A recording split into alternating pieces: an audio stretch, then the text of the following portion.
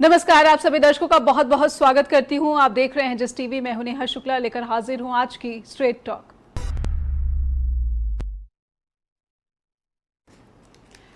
तो बात साफ हो चली है कि भारत और अमेरिका दोनों के जो संबंध हैं लगातार कड़वे होते जा रहे हैं और यहाँ तक कि प्रधानमंत्री नरेंद्र मोदी चुप्पी बनाए हुए हैं। राष्ट्रपति ट्रंप जो है धमकाने का कोई मौका नहीं छोड़ रहे और इसमें उन्होंने शामिल कर लिया है पाकिस्तान को। पाकिस्तान के साथ ट्रेड डील तो की ही है, लेकिन एक ऐसी बात कह डाली है जो भारत के प्रधानमंत्री नरेंद्र मोदी को भी चुभनी चाहिए और भारत के हर नागरिक को चुभनी चाहिए कि एक दिन ऐसा आएगा जब पाकिस्तान से भारत तेल खरीदेगा। तो इस पूरे वाकये को कैसे देखा जाना चाहिए? आइए कुछ सवाल और कुछ फैक्ट हम अपने दर्शकों के सामने रखें और उसके बाद समझने की कोशिश करें कि भारत के प्रधानमंत्री नरेंद्र मोदी और अमेरिकी राष्ट्रपति डोनाल्ड ट्रंप के बीच की ये दोस्ती किस परिणाम को लेकर आई है भारत के नागरिकों के सामने। भारत और अमेरिका संबंध सबसे निचले स्तर पर कहे जा सकते हैं। जिस तरीके से स्नबिंग लगातार डोनाल्ड ट्रंप भारत के लिए कर रहे हैं, ये कहा जा सकता है कि सबसे निचले स्तर का सामना भारत अमेरिका के संबंध कर रहे हैं। भारत पर 25% टैरिफ लगाया गया और पाकिस्तान के साथ ट्रेड डील की गई है। ये कितनी बड़ी स्नबिंग है। ऑपरेशन सिंदूर, पहलगाम आतंकी हमला, भारत लगातार कोशिश कर रहा था कि पाकिस्तान को अलग थलग किया जाए, लेकिन अमेरिका तो पकड़ पकड़ कर पाकिस्तान के साथ ट्रेड डील कर रहा है, भारत पर टैरिफ लगा रहा है और पाकिस्तान के साथ कह रहा है कि ऐसा डील हुआ है कि तेल खरीदने पर मजबूर होना पड़ेगा भारत को। तो रूस के साथ कारोबार पर भारत पर भड़के हैं ट्रंप, लेकिन क्या नाराजगी की वजह कुछ और भी हो सकती है? ट्रेड की मनमानी शर्तों पर घुटने टेकेगा भारत, क्या इससे ये मायने निकाले जा सकते हैं? क्योंकि जिस तरीके से उन्होंने इंडियन इकोनॉमी को डेड इकोनॉमी करार दे दिया है, बताइए कि क्या कोई भी भारतीय नागरिक इस तरह के शब्दों को चुपचाप बर्दाश्त कर सकता है? ये अपमान के किस तरह के शब्द हैं? प्रधानमंत्री नरेंद्र मोदी की फिर भी खामोशी है।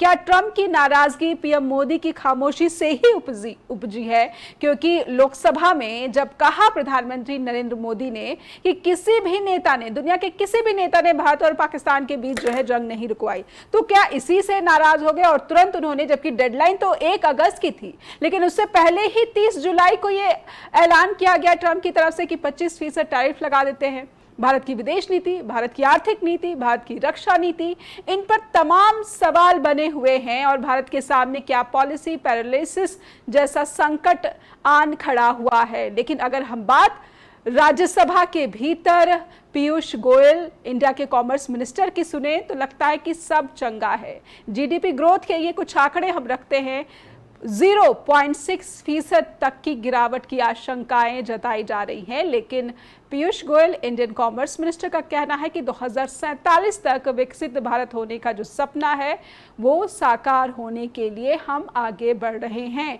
We are still looking at the situation और बातचीत चल रही है। तो भारत के सामने जो बातचीत चल रही है, यानी कि इंडियन गवर्नमेंट कौन कौन से रास्तों को तलाश रही है, विकल्प क्या है, हवाला दिया गया है कि यूके के साथ, यूएई के साथ, ऑस्ट्रेलिया के साथ और कुछ अन्य देशों के साथ भी भारत की ट्रेड डील हुई है। इसलिए हम जो है बहुत सारी तैयारियां कर रहे हैं, कर चुके हैं। आइए आज के मेहमानों का स्वागत कर लेते हैं। हमारे साथ जुड़ चुके हैं वरिष्ठ पत्रकार सौमित्र रॉय जमशेदपुर से और हमारे साथ जुड़ रहे हैं सोशियो पॉलिटिकल एनालिस्ट आत्मजीत सिंह नई दिल्ली से। दोनों का बहुत बहुत स्वागत करती हूँ। सौमित्र सर, शुरुआत आपसे ही, क्या आपने अपेक्षा की थी कि डेडलाइन से 2 दिन पहले ही 25% टैरिफ का ऐलान किया जाएगा? और जिस तरीके से ऐलान हुआ है, ट्रंप नाराज क्यों हो गए भारत से? देखिए, ये बात तो तय थी कि एक टैरिफ का ऐलान होगा, क्योंकि एक डेडलाइन थी कि 31 जुलाई तक इनको इंटरिम जो ट्रेड डील है वो करनी थी, लेकिन ये नहीं किया है, ये हो नहीं पाया। लेकिन अगर आप टाइमिंग को देखें कि जिस समय संसद में बहस चल रही थी, प्रधानमंत्री जवाब दे रहे थे, जैसे ही उन्होंने जवाब खत्म किया और उसके कुछ ही समय के बाद में ट्रंप साहब ने एक टैरिफ का ऐलान कर दिया कि 25% टैरिफ लगाया जाएगा। और ये आज वो 32वीं बार कह चुके हैं कि उन्होंने भारत और पाकिस्तान के बीच में ऑपरेशन सिंदूर को रुकवाया और उनको ट्रेड के बदले वॉर न करने की जो सलाह दी उस पर वो मान गए। मुझे लगता है कि बार बार ट्रंप इस बात को इशारा कर रहे हैं कि भारत इस सच्चाई को स्वीकार करे कि अमेरिका के कहने पर ऑपरेशन सिंदूर को रोका गया।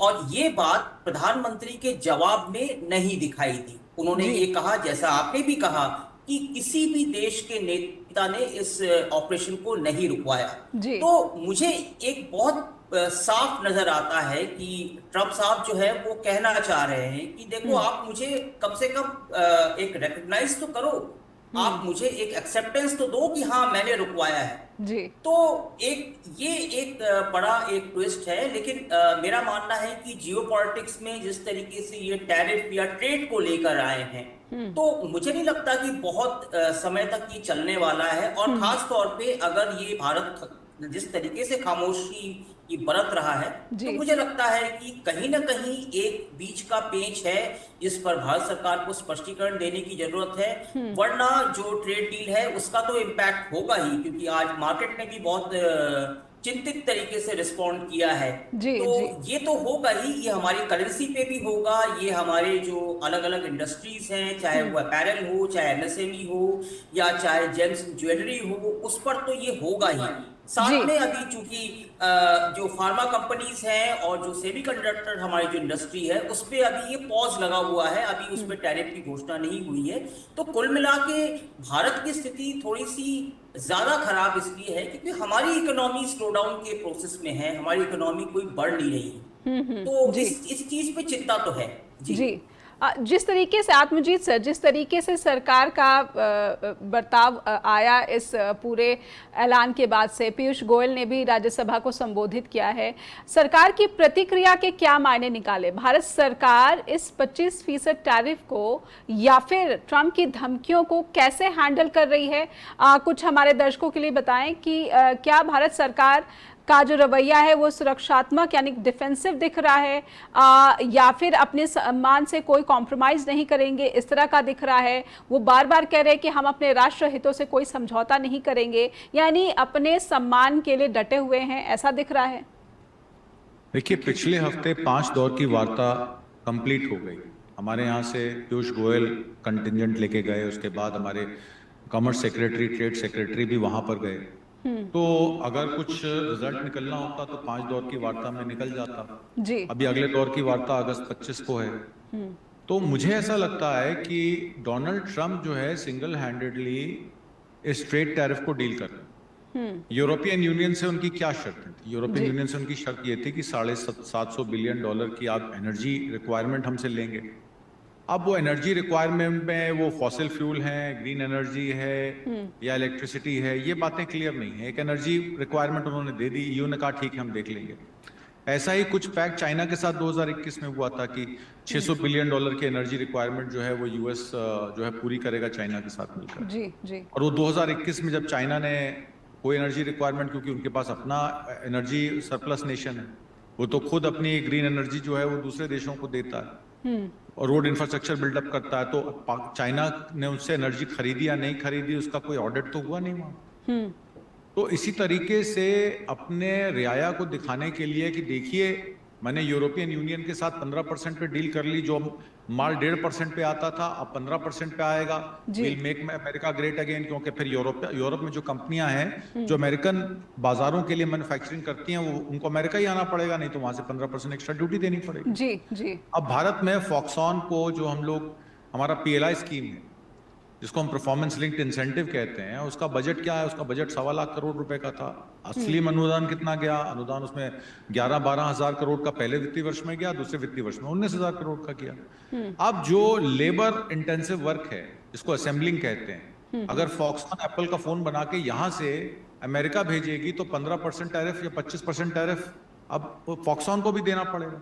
जी। तो जो कॉस्ट एडवांटेज थी भारत में मैन्युफैक्चरिंग करने की, वो PLI से लेबर कॉस्ट को हेज करके और माल को अमेरिका भेजने की, तो वो अगर 25% टैरिफ लग जाएगा तो वो उनका प्राइस एडवांटेज खत्म हो जाएगा। जी। तो इवेंचुअली क्या इतना बड़ा इंफ्रास्ट्रक्चर बिल्ड करके अब फॉक्सॉन जो है क्या वापस अमेरिका जाएगी या वो यूरोप में फोन बना के अमेरिका में बेचेगी, क्योंकि वहां 10% का फर्क पड़ता है। जी। तो देखिए, ट्रेड को इस तरीके से टैरिफ के द्वारा संचालित करना, ये कहना आसान है, करना बहुत मुश्किल। यानी सिर्फ ट्रम्प धमकी दे रहे हैं, ऐसा कुछ होगा नहीं? अब जी मेरा बिल्कुल ऐसा मानना है कि ट्रम्प जो कह रहे हैं अगर उनको करना होता तो वो जनवरी 25 को उन्होंने स्वेरिंग इन की थी। उसके बाद उन्होंने स्टील और एल्युमिनियम पे 50% का टैरिफ लगाया।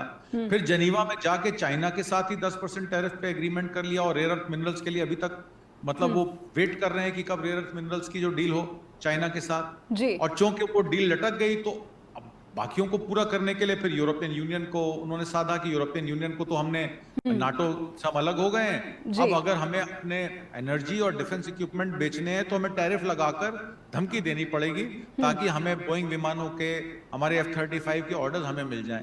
बिल्कुल। क्योंकि अमेरिका का प्रॉब्लम क्या है, अमेरिका ये कहता है कि कोई भी ट्रेड डेफिसिट जिस कंट्री के साथ हमारा है, अब जैसे भारत है, भारत में 129 बिलियन डॉलर में हमारा ट्रेड सरप्लस करीब 46 बिलियन डॉलर का है। जी जी अब वो अमेरिका को खटक रहा है जी कि ये 46 बिलियन डॉलर को अगर हमें ट्रेड सरप्लस देना है तो कम से कम हमें 200 बिलियन डॉलर के डिफेंस इक्विपमेंट और बोइंग विमानों का ऑर्डर मिले, तब जी। तो ये हमें एक्सेप्टेबल है। लेकिन नहीं तो आत्मजीत सर, एक छोटा सा ब्रेक लूंगी, लेकिन सिर्फ ट्रम्प की जो धमकी जो है वो ट्रेड को लेकर नहीं, कुछ नाराजगी भी दिख रही है। Indian economy is dead economy, और जिस तरीके से उन्होंने पोस्ट किया है भारत को लेकर और पाकिस्तान से संबंधित डील पर भारत के लिए जो शब्दों का इस्तेमाल किया, जो लाइन लिखी है, ये एक बहुत बड़ी नाराजगी का भी इशारा करते हैं। एक ब्रेक लेते हैं, ब्रेक के बाद जब लौटेंगे तो हमारे खास पैनलिस्ट के जरिए इसको समझने की कोशिश करेंगे कि भारत के प्रधानमंत्री या फिर भारत की सरकार के साथ अमेरिकी राष्ट्रपति को ऐसी क्या नाराजगी है कि वो लगातार भारत के खिलाफ जो है अपमानजनक बातें कहने से भी हिचकिचा नहीं रहे हैं। तो ट्रंप लगातार धमकी दे रहे हैं भारत के लिए, कुछ इस तरह के शब्दों का इस्तेमाल कर रहे हैं जिससे उनकी एक खासी नाराज़गी दिखती है भारत की सरकार के प्रति। और ये जो धमकी है इसका क्या असर, हालांकि शेयर बाज़ार को देखा जाए तो भारतीय शेयर बाज़ार में इसका असर देखने को मिला है। नुकसान उन संबंधित सेक्टर्स में हुआ है जो निर्यात से संबंधित हैं, जुड़े हुए सेक्टर्स हैं। आइए अपने दर्शकों को लेकर चलते हैं हमारे पैनलिस्ट के पास। सौमित्र सर, समझना चाहती हूँ कि खासे नाराज़ दिख रहे हैं डोनाल्ड ट्रंप, और जिन सेक्टर्स में उनकी इस नाराज़गी का प्रभाव पड़ना शुरू हो गया है, उन सेक्टर्स को थोड़ा सा हम चाहते हैं आपके ज़रिए अपने दर्शकों तक जानकारी पहुंचाई जाए कि किन राज्यों में आप देख रहे हैं कि चाहे वो आईटी हो, चाहे वो ज्वेलरी हो, चाहे वो ऑटो हो, इन सब सेक्टर्स में किन राज्यों में ज़्यादा परेशानी आप देख पा रहे हैं, जहां पर बेरोजगारी की भी आपने चिंता जताई है, और फिर एमएसएमई का जिक्र पीयूष गोयल भी कर रहे हैं, यानी चिंता जता रहे हैं कि जो हमारे एमएसएमई सेक्टर है वो इस सिचुएशन को कैसे डील करेंगे। We are looking at it. बिल्कुल, इसमें जो भारत के जो बेसिकली जो एक प्रॉस्परस जो स्टेट्स हैं, जैसे तमिलनाडु है, महाराष्ट्र है, गुजरात है, वहां पर सबसे ज्यादा इसका असर पड़ने वाला है। क्योंकि अगर आप इलेक्ट्रॉनिक्स की बात करें या इलेक्ट्रिकल्स की बात करें, आप जेम्स एंड ज्वेलरीज की बात करें, आप जो एमएसएमई सेक्टर है उसकी बात करें, तो ये जो स्टेट्स हैं ये की स्टेट्स हैं जहां पर कि ये मैन्युफैक्चरिंग होती है और एक्सपोर्ट ओरिएंटेड मैन्युफैक्चरिंग होती है जी। तो मेरा ये मानना है कि देखिए यहाँ पर जो यूएस की जो पॉलिसी है, जो ट्रेड पॉलिसी है, वो 3 देशों को पुश कर रही है, जिसमें कि साउथ अफ्रीका है, एक ब्राजील है और एक हम है। वो तीनों, मतलब ये तीनों में से जो 2 जो कंट्रीज हैं, ब्राजील और साउथ अफ्रीका, इनका जो इंक्लिनेशन है, इनका जो झुकाव है वो चीन की तरफ है जी। तो अब प्रेशर हमारे ऊपर है। अब अगर मान लीजिए कि हमारा एक कपड़ा जो आप इसको रेडीमेड गारमेंट मान सकते हैं, एक शर्ट, रेडीमेड शर्ट जो है वो मान लीजिए $5 का है या $10 का है, लेकिन वहां पर यूएस में जाके ये $15 से $20 के स्टोर्स में बिकता है जी। अब अगर मान लीजिए, जो कि आत्मजीत जी भी कह रहे हैं कि अगर उसमें ड्यूटी लग जाती है, टैरिफ लग जाता है, तो हमारा जो प्रोडक्ट है वो महंगा होगा। और अगर हमारा प्रोडक्ट महंगा होगा तो जो खरीदार है, जो बायर है, वो कॉम्पिटिटर देखेगा कि कहाँ इससे कम में क्या वहां पे अवेलेबल है। वहां पे चाइना है, वहां पे वियतनाम है, वहां पे बांग्लादेश है। इन सारे जो हमारे जो कंट्रीज हैं, जो हमारे कॉम्पिटिटर्स हैं, इनका प्रोडक्ट अगर मान लीजिए सस्ता होता है तो फिर जो हमारा जो बिजनेस है, हमारा जो व्यापार है, जो हमारा एक्सपोर्ट है, वो उस पे इफेक्ट पड़ेगा और काफी इफेक्ट पड़ेगा। जी। तो अभी जो एक एस्टिमेटेड मोटा मोटा जो एक एस्टिमेट है उसके मुताबिक 0.2 से लेके 0.8% तक ये एस्टिमेशन किया जा रहा है कि जीडीपी पर इसका इफेक्ट पड़ेगा। दैट मीन जीडीपी कम होगी। जी। तो जैसे आत्मजीत सर ने भी कहा कि 46 बिलियन का हमारा ट्रेड डेफिसिट जो है।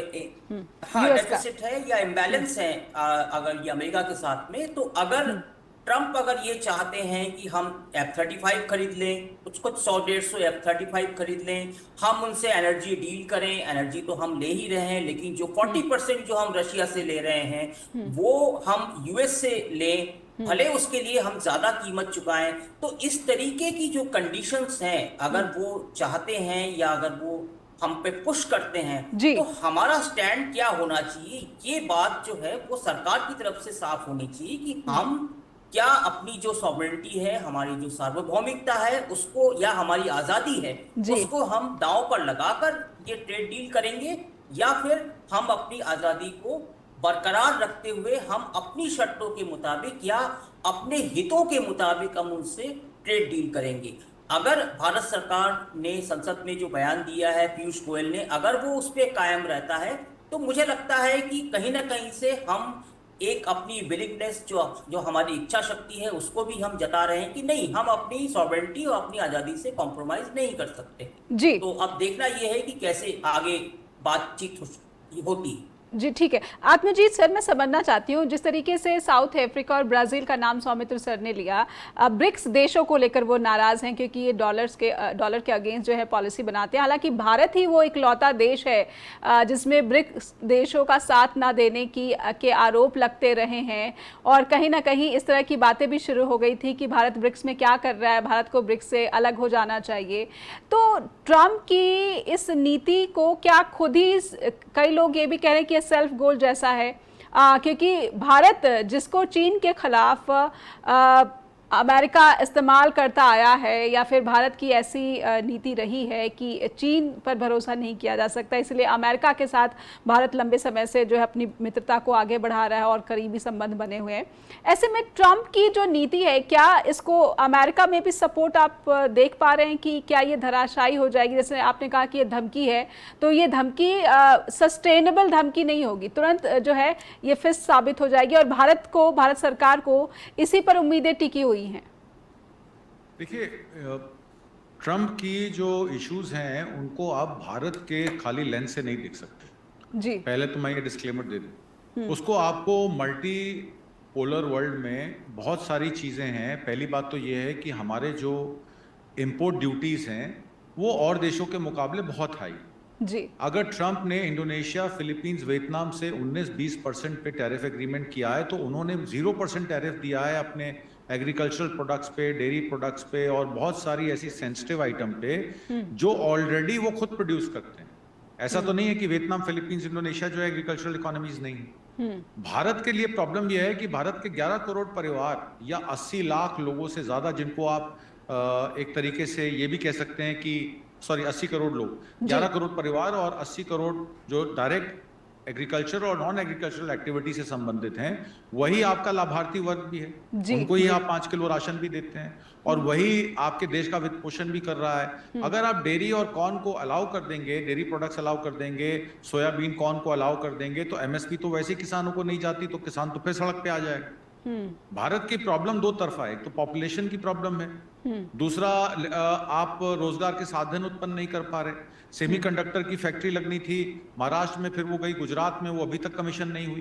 पहले वेदांता के साथ हो रही थी, फिर टाटा के साथ हो रही थी, फिर पता लगा कि वो अब अपने खुद इन्वेस्टमेंट लेके आएंगे, भारत उनको इंफ्रास्ट्रक्चर देगा। इसी तरीके से और भी बहुत सारी चीजें हैं जो अधर में लटकी हुई हैं, क्योंकि ईज ऑफ डूइंग बिजनेस एक नारा बन के रह गया है। आप ईज ऑफ डूइंग बिजनेस दे कहाँ रहे हैं? जो यहाँ पे जनरल मोटर्स और फोर्ड जिस तरह की गाड़ियां बनाती थी वही गाड़ियां वही चले गए छोड़ के। जी। अब ये जो रोलिंग स्टील है इसका किस तरीके से डंपिंग होती है भारत के अंदर।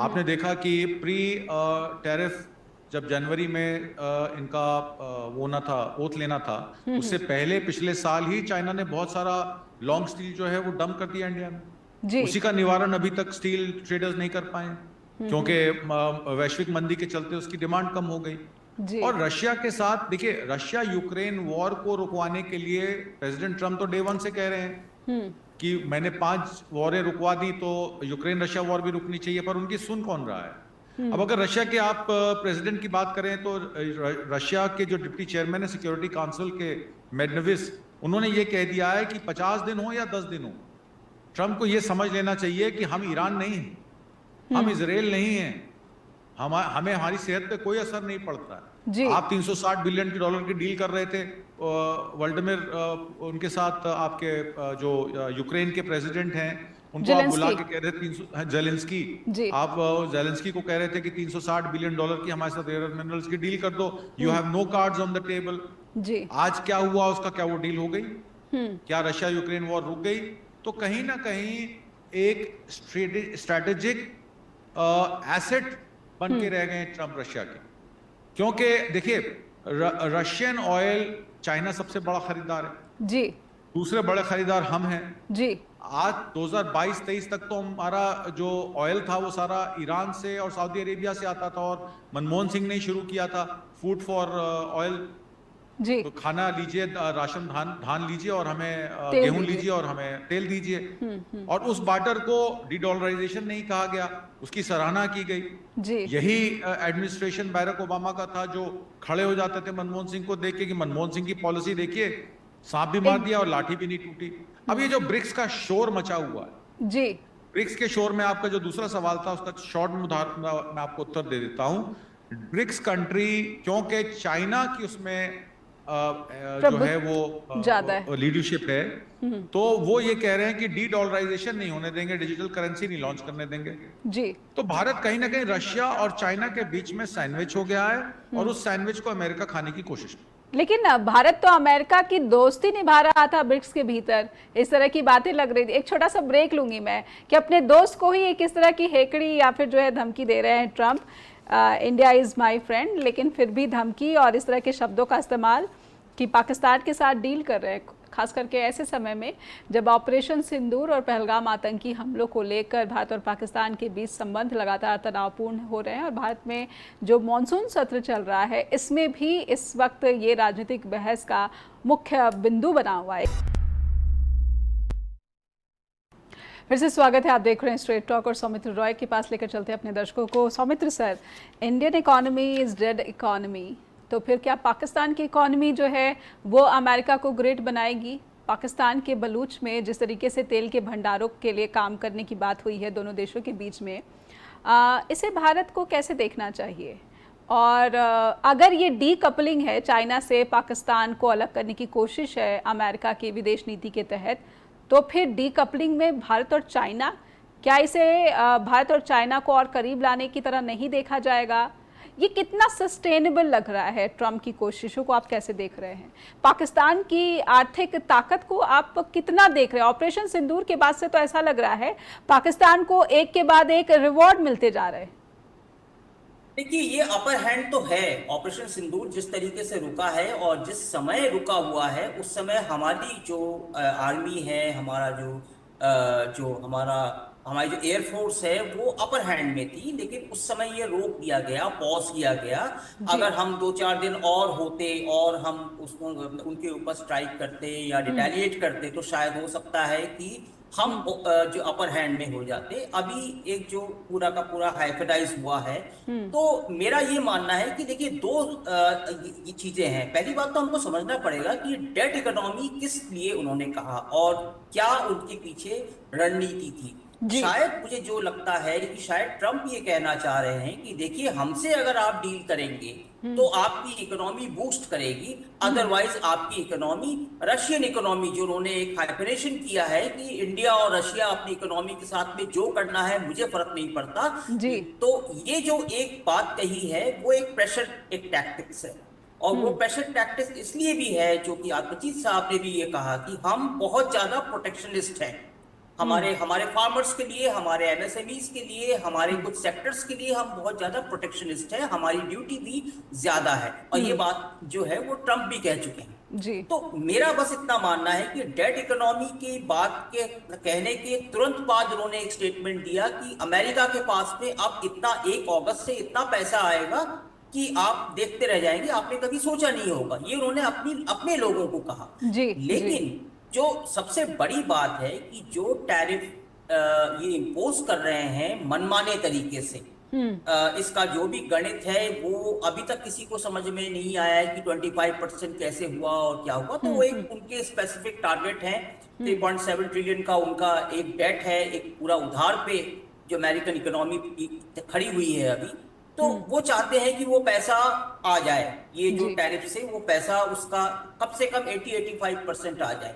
तो ये जो इनका गेम प्लान है, तो इसका जो भुगतान है वो अमेरिका के लोगों को भी करना पड़ेगा, क्योंकि अगर टैरिफ से चीजें महंगी होंगी तो आपके पास में बहुत ज्यादा ऑप्शंस नहीं होंगे। क्योंकि अगर कोई जो अगर अपना माल, अगर मान लीजिए कि $15-20 में वहां पे बेच रहा है, और अगर वो इस टैरिफ के चलते अगर वो अपना मार्जिन कम करता है, 1% का 2% का अगर मार्जिन कम करता है, तो भी यूएस के जो बायर्स हैं उनको कॉस्ट ज्यादा देनी पड़ेगी। तो एक तरह से ट्रम्प का जो पॉलिसी है, ये पॉलिसी ज्यादा टिकने वाली नहीं है। दूसरी बात ये भी है कि जो ये जियोपॉलिटिक्स में जिस तरीके का टैरिफ का या वो व्यापार को लेके आ रहे हैं, इससे जो है एक फ्रिक्शन पैदा होगा, और वो फ्रिक्शन कभी भी ट्रिगर कर सकता है एक वॉर। जी जी, देख रहे हैं कि जो रशिया का स्टैंड है, जो चाइना का स्टैंड है ताइवान को लेकर, जो रशिया का स्टैंड है यूक्रेन को लेकर, वो एक बहुत फ्रिक्शन पैदा कर रहा है। पर इससे तो ऐसा नहीं लग रहा है कि यूक्रेन युद्ध को लेकर आप रशिया को मजबूर कर पाएंगे। अगर आप इंडियन इकोनॉमी को डेड बता रहे हैं, रूस की इकोनॉमी को डेड बता रहे हैं, इनकी हताशा दिखाती है। आत्मजीत सर, ऐसे में भारत सरकार को आप कितना तैयार दिखते हैं, और क्या ऐसा लग रहा है कि आप कुछ क्रांतिकारी परिवर्तन एमएसएमईज में सरकार लाने जा रही है? सरकार कुछ विशेष रियायतें देगी, ईज ऑफ डूइंग बिजनेस करेगी, ताकि कई मंत्रियों को, सरकार के चेहरों को मैंने ये कहते हुए सुना है कि भारत को ज़्यादा परेशान होने की जरूरत नहीं है, क्योंकि चीन की तरह जो है हमारी इकोनॉमी जो है वो एक्सपोर्ट पर डिपेंड नहीं करती। देखिए, मैं आपको बता दूं कि आपने भी दोस्ती की बात करी। दोस्ती is no substitute for diplomacy या नेगोशिएशंस। पहली बात तो मैं आपको ये क्लियर कर दूं। आपको याद होगा, मोदी जी का एक फेमस वक्तव्य है, करण थापड़ को इंटरव्यू देते हुए उन्होंने कहा पानी पीते हुए कि दोस्ती बनी रहे। तो उनका कहने का मतलब था सवाल जवाब ना किए जाएं तभी दोस्ती बनी रहेगी। तो जब आप नेगोशिएशंस कर रहे हैं तो फिर दोस्ती बनाने के लिए अगर आप चुप हो जाएंगे और पानी पी के चले जाएंगे तो फिर काम तो नहीं चलेगा। तो दोस्ती और नेगोशिएशन का कोई सब्स्टिट्यूशन नहीं है, पहली बात। दूसरी बात जो आपने एमएसएमईज की कही, पॉलिटिकल कैपिटल और फाइनेंशियल कैपिटल बनाने में फर्क है। पॉलिटिकल कैपिटल तो आप एक मुद्दा उठा लीजिए, हिंदू खतरे में है, पॉलिटिकल कैपिटल आप बना लेंगे जी। आप 80 में से 40% लोगों का वोट ले लेंगे तब भी आपका काम चल जाएगा, 36% वोट ले लेंगे तब भी आपका काम चल जाएगा, 32% वोट ले लेंगे तब भी आपका काम चल जाएगा। बात होती है फाइनेंशियल कैपिटल बनाने की, और फाइनेंशियल कैपिटल बनाने के लिए आपको बिल्डिंग ब्लॉक्स बनाने पड़ते हैं। आपको पहले लेबर वर्कफोर्स को तैयार करना है। पिछले 11 साल में स्टार्टअप इंडिया के कितने प्रोजेक्ट्स लगे, आपने मेक इन इंडिया में कितना मैन्युफैक्चरिंग कर लिया। अगर आप आंकड़े देखें तो मैं आपको आपके अभी के आंकड़े दे देता हूं सीएमआईसी के, जिसमें साफ साफ कहा जा रहा है कि आपकी मैन्युफैक्चरिंग 15.5% से मात्र 13% पे आ गई। 2.5% आपका मैन्युफैक्चरिंग जीडीपी का कम हो गया। एग्रीकल्चरल जो 2020-21 में 4.5% जीडीपी का हिस्सा था वो घट के 0.4-0.5% रह गया। सर्विसेज एक्सपोर्ट आपकी डाउन चली गई। सर्विसेज का आपका अनुदान जो है जीडीपी का हिस्सा वो बढ़ा है, पर उस अनुपात में नहीं बढ़ा जिस अनुपात में जीडीपी बढ़ी है। ऐसे में मैं आत्मजीत से रोक रही हूँ, लेकिन एक मैं सवाल जोड़ देती हूँ और उसका उत्तर भी जरूर दर्शकों तक पहुंचाया जाना चाहिए कि पीयूष गोयल कहते हैं कि हमने तो 11 वर्षों में फ्रेजाइल इकोनॉमी से टॉप 5 इकोनॉमी में भारत को शामिल कराया है और तीसरी अर्थव्यवस्था भी जल्द ही बन जाएंगे। तो ये सरकार के किस तरह के आंकड़े हैं जहां पर ये कहा जाता है कि फ्रेजाइल इकोनॉमी से हम तो जो है सुदृढ़ मजबूत इकोनॉमी में पहुंच गए, 5वीं सबसे बड़ी अर्थव्यवस्था, जापान को भी पीछे छोड़ चुके हैं। तो ये कौन से आंकड़े हैं सरकार के?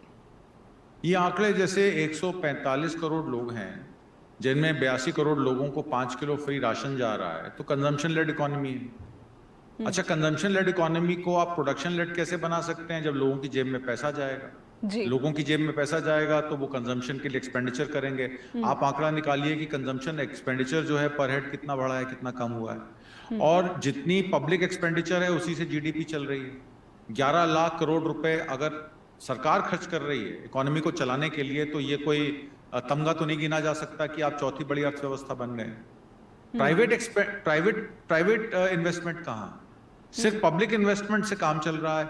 आप 5th पे कमीशन, 7th पे कमीशन ले आए, 8th पे कमीशन ले आए। आपने एक तरफ तो पीएफ भी बढ़ा दिया, एक तरफ आपने जो है लोगों की पेंशन भी बढ़ा दी, और दूसरी तरफ आप अग्निवीर स्कीम लाके आपने रिक्रूटमेंट्स भी रोक दी। आपने यूपीएससी में लोगों को जो है वो अपॉइंटमेंट्स देना बंद कर दिया। आपने सिविल सर्विसेज में, पुलिस की भर्ती में और चीज़ों में आपने सरकारी भर्तियां रोक दी। आपने पेपर लीक करा के उनको बिल्कुल चीज़ों को जो है वो फ्रीज कर दिया, पॉलिसी पैरालिसिस पे ले गए जी। तो बात यह है कि अर्थव्यवस्था बन किसके ले रही है? अगर आप पिछले 11 साल का आंकड़ा निकालें तो ये अर्थव्यवस्था मात्र जो टॉप 1% है उनकी बन रही है। आज टॉप 1% का 65% कब्जा आपकी जीडीपी पर है, आपकी इकोनॉमी पर है, और 35% पे 90% लोग हैं। उसमें से भी आखिरी 50% जो पायदान पे आदमी खड़ा है वो 17% मात्र जीडीपी का लेकर बैठा जी। और मिडिल क्लास जो है वो सिकुड़ गई है।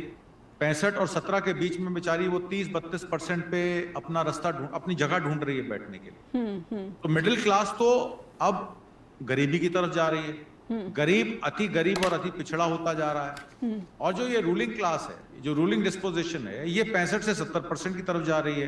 तो जो इनकम इनक्वालिटी और जो वेल्थ इनइक्वालिटी जिस तरीके से भारत में 11 साल में बढ़ी है, ये अर्थव्यवस्था के आंकड़े तो आपको मजबूत दिखाएगी, पर धरातल पर उन चीजों को आप समझ नहीं पाएंगे, देख नहीं पाएंगे, क्योंकि वो पैसा जो है वो होर्ड हो रहा है, वो कुछ ही हाथों में जा रहा है। जी। अब आप मुझे एक बात बताइए, आप कहते हैं माइग्रेशन की प्रॉब्लम है, हम यहाँ रोहिंग्या बांग्लादेशियों को ढूंढ रहे हैं। जी, जी। आपके 2 लाख हाई नेटवर्थ इंडिविजुअल पिछले 1 साल में माइग्रेट कर गए भारत छोड़कर। कितना पैसा ले गए होंगे अपने साथ वो? बिल्कुल 2 लाख परिवार भारत छोड़ के चले गए, भारत की नागरिकता छोड़ के चले गए। और हम यहाँ बिहार में वो करा रहे हैं एसआईआर चेक करने के लिए कि कोई रोहिंग्या बांग्लादेशी तो वोट नहीं कर रहे हैं। बिल्कुल अपनी ही सरकार पर सवाल खड़े कर रहे हैं कि इतनी तादाद में असम, बांग्लादेश, बिहार में विदेशी घुस आए हैं कि वो लोकतंत्र को भी प्रभावित कर सकते हैं, चुनाव में जो है अच्छा खासा फर्क डाल सकते हैं। एक छोटा सा ब्रेक लूंगी, ब्रेक के बाद जब लौटूंगी तो राहुल गांधी ने भी स्टेटमेंट दिया। वो ट्रंप के स्टेटमेंट की Indian economy is dead economy पूरी तरह से सहमत है, मोदी ने इसे बना दिया है, अडानी से इसे जोड़ रहे हैं। तो ये तमाम जो पॉलिसी पैरालिसिस की सिचुएशन है, इसमें राहुल गांधी या फिर विपक्ष की जो भूमिका है, क्या ये राष्ट्रहित में दिख रही है? सौमित्र सर के पास लेकर चलते हैं। सौमित्र सर, विपक्ष की भूमिका पर आपकी एक छोटी सी टिप्पणी लेना चाहूंगी कि विपक्ष की भूमिका, और विपक्ष के नेता राहुल गांधी कहते हैं कि Indian economy is dead economy. Trump ने कहा है, सही कहा है, कि मोदी की सरकार ने यही काम किया है। बिल्कुल, इसको अभी तो आत्मजीत सर ने भी बहुत साफ इस बात को कहा कि कितना इनकम इनइक्वालिटी है, और टॉप 1% के पास में 65% का जीडीपी है। तो मैं थोड़ा सा और उसमें जोड़ना चाहता हूं कि अभी बीच में एक इंडिया टुडे की एक रिपोर्ट आई थी, वो जिसमें कहा गया था कि 100 करोड़ लोग जो हैं इस देश के, वो उनके पास में अपना कोई इमरजेंसी फंड नहीं है। इसका मतलब है कि उनके ऊपर कभी भी कोई भी अगर आफत आती है तो उनके पास पैसा नहीं है। दूसरा जो ये कल ही ये रिपोर्ट आई है कि क्रेडिट कार्ड पे जो डिफॉल्ट का जो पूरा परसेंटेज है वो 46% चला गया है। अगर आप इसी तरीके से गोल्ड लोन की अगर बात करें तो वहां पे भी डिफॉल्ट का परसेंटेज लगभग 56% है। तो आप ये जो कह रहे हैं पीयूष गोयल कि इंडियन इकोनॉमी चाइना की तरह से रेजिलिएंट है, तो ये तो बहुत गलत बात है, ये झूठा आंकड़ा है। क्योंकि अगर चाइना में अगर आप देखिए, सबके पास अपना घर है, सबकी जो सैलरी है वो लगभग इंडिया से 6 गुना ज्यादा है। इवन जो उनका मिनिमम वेज है वो भी 6 से 7 गुना ज्यादा है। तो वहां पे लोगों के पास में पैसा है। वो यहाँ पे 80 करोड़ लोग जो हैं वो 5 किलो अनाज पे जिंदा नहीं है। तो अगर राहुल गांधी ने ये बात कही है कि इंडियन इकोनॉमी इज डेड, तो मेरे ख्याल से ये बहुत ठीक बात है। और उन्होंने साथ में ये भी कहा है कि इंडियन इकोनॉमी जो है वो सिर्फ जो टॉप 1% है, जिसमें कि अडानी और हम, तो उन्होंने तो अडानी का नाम लिया है। तो जो सत्ता है, जो सरकार है नरेंद्र मोदी जी की, वो सिर्फ अडानी के लिए या उन जैसे लोगों के बेनिफिट में जो है वो काम कर रही है। मैं आत्मजीत सर, आसियान देश जो हैं और यूरोप के साथ तो चलिए भारत जो है अपने व्यापार को बढ़ा ही रहा है। ऐसे में भारत की तैयारियों से जुड़ी हुई एक छोटी सी टिप्पणी आपसे समझना चाहूँगी कि भारत की तैयारियां क्या दिखी जब मार्च महीने से ही डायलॉग चल रहे थे, नेगोशिएशन चल रही थी और भारत अपने राष्ट्र हित से कॉम्प्रोमाइज़ नहीं करना चाहता था, एमएसएमईज को प्रोटेक्ट कर रहा था, कृषि जगत को, डेयरी को प्रोटेक्ट कर रहा था। तो तैयारियां क्या दिखी हैं क्या?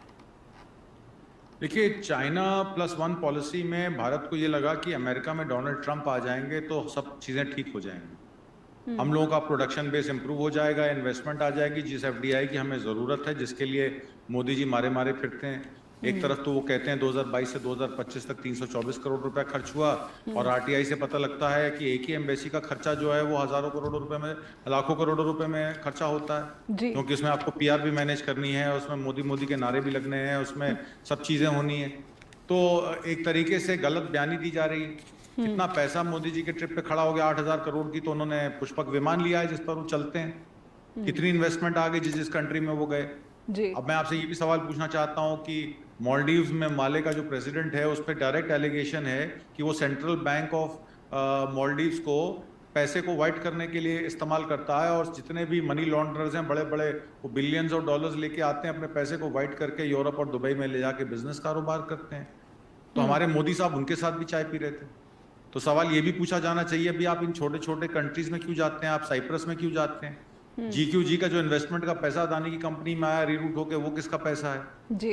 क्यों अभी तक नीरव मोदी, विजय माल्या और वो लोग इंटरव्यू दे रहे हैं और गाली किसको पड़ रही है? जो मरहूम बेचारे अरुण जेटली चले गए उनको गाली पड़ रही कि उन्होंने भगाया जी। तो देखिए, पार्टी के अंदर भी धनखड़ एपिसोड के बाद ये क्लियर हो गया है कि पार्टी के अंदर भी अंतर्विरोध चल रहा है। नितिन गडकरी तो सीधे मुंह बात नहीं करते हैं मोदी जी से, तो मोदी जी लीडर किसके हैं? मोदी जी ने अपने बीजेपी की कारकारिणी नहीं बुलाई 2024 में इलेक्शन जीतने के बाद, और एनडीए के लोगों को बुलाकर और नीतीश कुमार और उसको चंद्रबाबू नायडू को बुलाकर अपने खुद ही ताज पहन लिया सर पर जी। तो एक तरीके से उनकी पॉलिटिकल कैपिटल खत्म हो चुकी है, जिसकी वजह से वो डंका पीटते थे 56 इंच का। तो क्या ये क्राइसिस ऐसा क्राइसिस है कि हो सकता है कि जो प्रधान नेतृत्व है उस पर ही संकट जो है इस वक्त सबसे चुनौतीपूर्ण बना हुआ है? बेशक।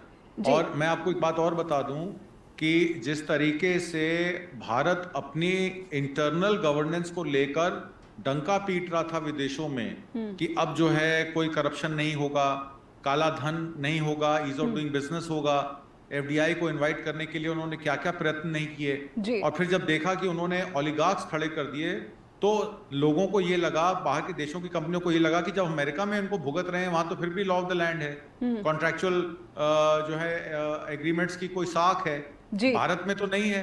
भारत की न्याय प्रक्रिया को आप देख लीजिए, कितने फॉरेन बैंक्स जो हैं और कितनी फॉरेन कंपनियां भारत छोड़ के चली गई। तो इसलिए ईज ऑफ डूइंग बिजनेस नहीं, आपको वो एटमॉस्फेयर भी क्रिएट करना पड़ेगा। आप बड़ी बड़ी कंपनियों को फिर लाल आंख दिखानी शुरू कर देते हैं। रेट्रोस्पेक्टिव वोडाफोन को आपने कितने टैक्स नोटिस दिया, उसके बाद उसी की कंपनी में आपने अपना स्टेक खरीद लिया सरकार में। कौन आएगा यहाँ पैसा लगाना? बिल्कुल। आत्मजीत सर, एक छोटी सी टिप्पणी, क्या आप प्रधान नेतृत्व को जो है संकट में देख रहे हैं? कुछ बड़ा होने? वो संकट में है। सौमित्र सर से एक छोटी सी टिप्पणी। आईसीयू में है जी, आईसीयू। सौमित्र सर, एक छोटी सी टिप्पणी जी। नहीं, बिल्कुल बिल्कुल, क्योंकि आज अगर आप जीओएम की बैठक देखें उसको अमित शाह ने लीड किया, जबकि ये प्रधानमंत्री को करना चाहिए था, क्योंकि सारा जो छवि उन्होंने चमकाई है वो अपने चेहरे पे चमकाई है मोदी जी ने। तो प्रधानमंत्री आज की बैठक से गायब थे, उसमें विदेश मंत्री थे, उसमें पीयूष गोयल थे, तो तीनों लोगों ने मिलकर बैठक की और उसके बाद में संसद में उनका स्टेटमेंट आया गोयल जी का। तो मेरा ये कहना है कि कहीं ना कहीं मोदी को लेके एक असमंजस है, और साथ में ये भी है कि अब मोदी जी का जो चेहरा है वो न तो अंतर्राष्ट्रीय स्तर पे और न ही घरेलू स्तर पे जो है वो कोई अब मायने रखता है।